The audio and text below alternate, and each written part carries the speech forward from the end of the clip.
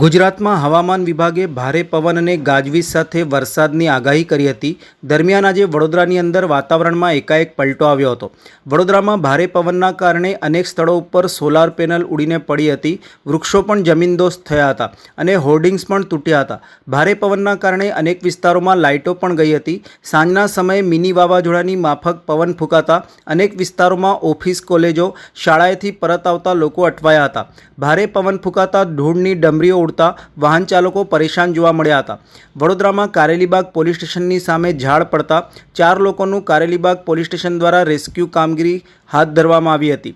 ઉલ્લેખનીય છે કે પાલિકા દ્વારા પ્રી મોન્સૂન કામગીરી હેઠળ કેટલાક વિસ્તારોમાં વરસાદી કાંસની સફાઈ કરી હતી અને તે કચરો ખસેડી લેવાના બદલે વરસાદી કાંસ પાસે જ પડ્યો હતો।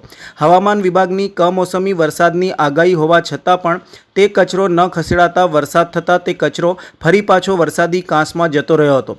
પ્રજા ટેક્સના પૈસાથી થયેલ કામગીરીની અંદર હંમેશાની જેમ થતી લાપરવાહીને લઈને લોકોમાં આક્રોશ જોવા મળ્યો હતો। આ સમાચાર લખાઈ રહ્યા છે ત્યાં સુધી પણ વરસાદ ચાલુ જ રહ્યો હતો, જેના પગલે ગરમીથી થોડાક અંશે લોકોને રાહત પહોંચી હતી।